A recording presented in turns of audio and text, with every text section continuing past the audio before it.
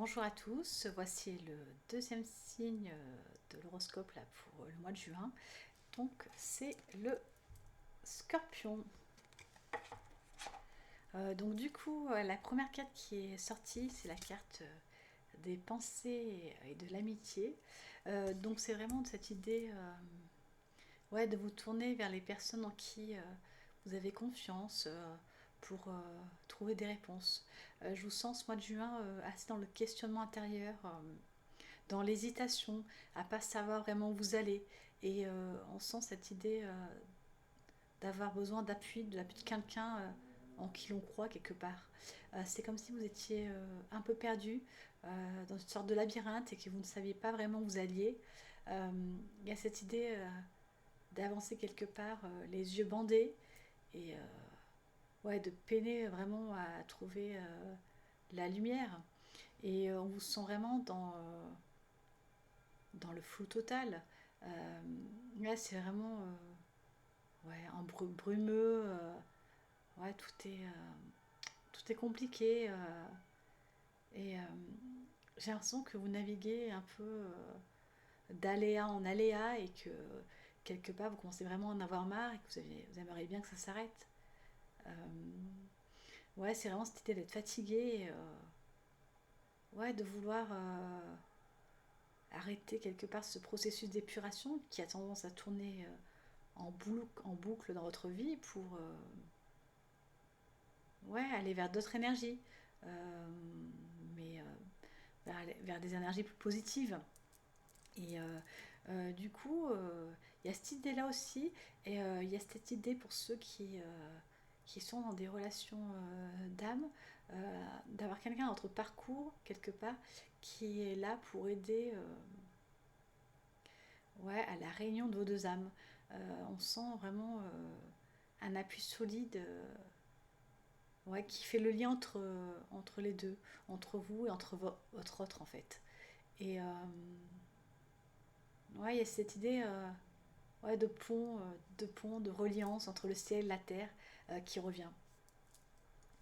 Donc la deuxième carte qui a sauté là, c'est la clé de la destinée. Donc c'est vraiment cette idée, quelque part, même si vous n'avez pas l'impression, que vous avez vraiment l'impression d'être paumé, il faut le dire, hein, et on vous dit que malgré ce que vous voyez, il y a quand même un cheminement qui se fait en vous et à l'extérieur de vous. On vous dit de ne pas vous fier à la matière et qu'il y a des choses qui se passent en sous-sol, même si pour l'instant vous n'avez pas de visu sur eux. Mais malgré tout, il y a un avancement qui se fait. Et on vous dit que ces obstacles-là, ils sont là pour mettre des choses en lumière chez vous, des choses que vous avez besoin de guérir, des blessures, des peurs, des choses quelque part que vous sentez en vous, mais que vous n'avez pas encore conscientisé totalement. Et c'est vraiment cette idée de mettre à un moment donné le doigt sur quelque chose d'essentiel et qui quelque part peut changer le cours de votre vie. Et il y a cette idée aussi d'hérédité qui ressort, euh, de transmission parentale, d'un schéma qui a tendance à se répéter en boucle dans votre vie. Et clairement, vous n'en pouvez plus. Et vous êtes dans une démarche où vous voulez que ça s'arrête. Et on vous dit que clairement, que tant que vous n'aurez pas mis le doigt sur ce qui enraye la mécanique, et ça va être compliqué de, de, de dérouler le fil conducteur de cela. Et il y a vraiment cette idée de vous accrocher et de garder espoir, même si c'est compliqué en ce moment et que vous ne voyez pas encore la lumière au bout du chemin. On vous dit que malgré tout, elle est là. Elle est peut-être cachée, camouflée derrière les nuages, mais ce chemin, il n'est pas là par hasard. Il est là pour vous apporter quelque chose de nouveau et qui dans quelques mois fera en vous un écho et une certaine révélation de vous-même en fait. Donc la troisième carte qui est sortie, c'est donc la carte du retard, hein, donc on vous dit effectivement que vous vous êtes beaucoup, pas mal dans l'attente, hein, il est possible que certains aient mis des projets en place et clairement les choses ne se déroulent pas comme prévu. Il y a cette idée de stagnation, bah, rien n'avance en fait, hein. C'est ouais, vous étiez parti pour trouver un oasis et en fait vous vous retrouvez en plein désert aride et ouais, vous comprenez pas ce qui se passe, hein. Et du coup ça vous déstabilise et on vous sent du coup dans un certain repli émotionnel intérieur. Euh, ouais, vous ne savez pas comment gérer les choses, alors bah, vous vous retirez de la course quelque part. Et au lieu de chercher à affronter les obstacles, on sent que vous êtes vraiment dans une histoire enfin, dans une idée de fatigue intérieure et vous n'avez plus de force, hein. Et on vous dit vraiment que voilà que même si les choses ne se déroulent pas tout le temps en votre faveur, euh, et qu'il y a des, ouais, des obstacles qui sont là pour vous bloquer, on vous dit c'est peut-être parce que le projet initial n'est pas le bon et qu'il y a encore quelque chose à travailler.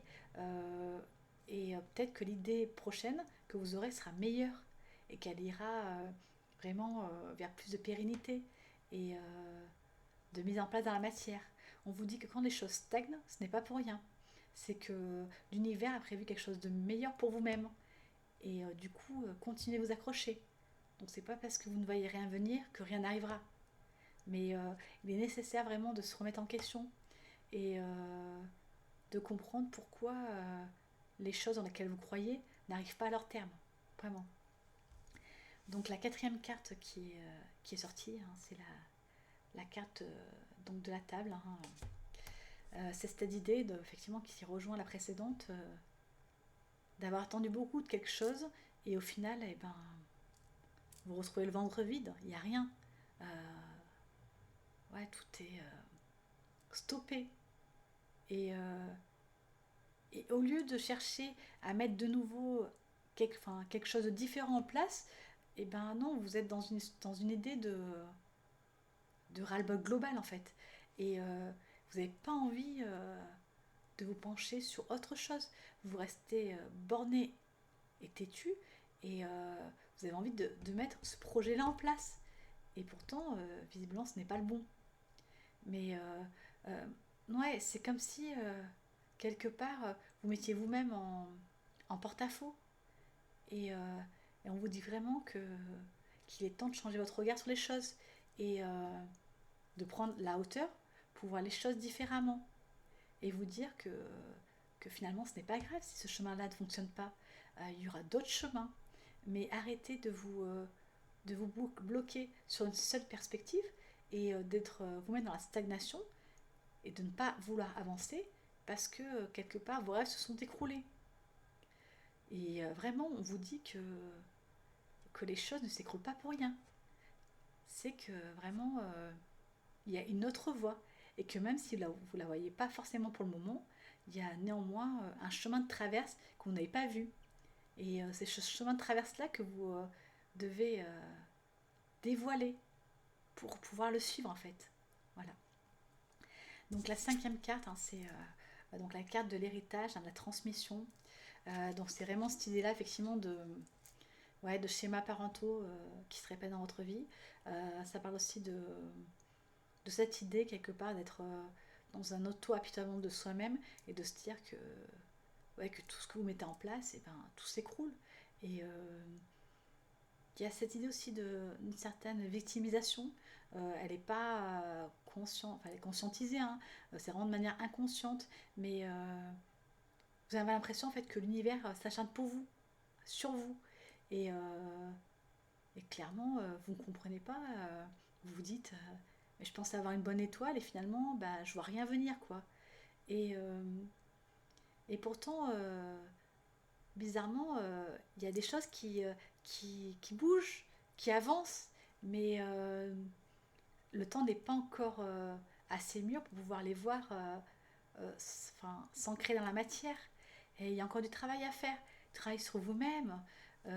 Et en fait, on vous dit que rien ne sert de courir, il faut partir à point. Et qu'il est important de prendre le temps de vous pencher sur autre chose. Et, et puis quelque part, peu importe la destination, on s'en fiche. L'important, c'est le chemin. C'est tout ce que vous aurez mis en place, vous, de votre côté, pour arriver à ce point précis de votre vie. Et voilà, il faut arrêter d'être dans une recherche ouais, de la perfection du premier coup. On vous dit que vous avez le droit de vous tromper, que c'est pas grave et que peu importe. Que le plus important, c'est l'expérimentation. Que vous devez vraiment aller là-dedans. Et à chaque fois que vous allez trouver des obstacles en face de vous, euh, essayez de les contourner. Et si ça ne fonctionne pas, changez de chemin. Et, euh, et honnêtement, personne ne vous en tiendra rigueur.